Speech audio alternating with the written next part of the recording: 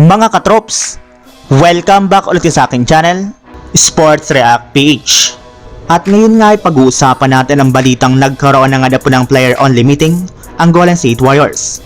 Pag-uusapan na rin nga natin dito sa ating panibagong video ang balitang ready na nga po ang Los Angeles Lakers na gumawa ng trade.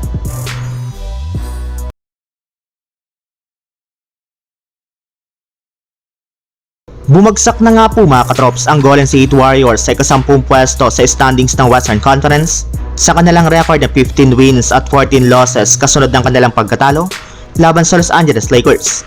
Pero ang mas pinag-aalala nga po ngayon ng Warriors ay ang katotohanan na sobra na nga po talaga silang nahihirapan ngayon na makakuha ng panalo. Sa katunayan, 10 beses na nga po silang natatalo sa kanilang huling 13 game. Kaya hindi na nga po nakakagulat bakit simula sa pagiging ika-top 1 ay bumagsak na nga po sila sa ika-10 pwesto, kung saan nagdedelikado na nga po sila na mahulog pa hanggang sa ika-11 kapag nagtuloy-tuloy pa ang kanilang pagkatalo. Kaya maging si Stephen Curry nga po mga katrops ay nanggigigil na rin naman sa nangyayari ngayon sa Warriors, kaya siya na nga po nag-initiate na magkaroon sila ng player-only meeting bago magsimula ang kanilang laban kahapon kontra sa Los Angeles Lakers. Bukod na rin nga po dyan ay kinausap na rin naman nga po nito ang front office ng Warriors, especially ang kanilang general manager si Mike Dunleavy, patungkol sa kung ano mga pwede nga po nilang gawing move para mapa-improve ang kanilang lineup. Samantala, pumunta naman tayo sa ating sunod na pag-uusapan sa balitang ready na nga po ang Los Angeles Lakers na gumawa ng trade. Dahil nga po mga katrops hindi nakapaglaro si D'Angelo Russell sa Christmas game ng Lakers, ay marami na nga po naghinala na trade na nga po ito ng kanilang team sa lalong madaling panahon. Sa katunayan, ikinumpirma na nga po ngayon na mas pipiliin nga po ng Lakers na panatilihin na lamang si Gabe Vincent sa kanilang lineup kesa kay D'Angelo Russell bago sumapit ang trade deadline.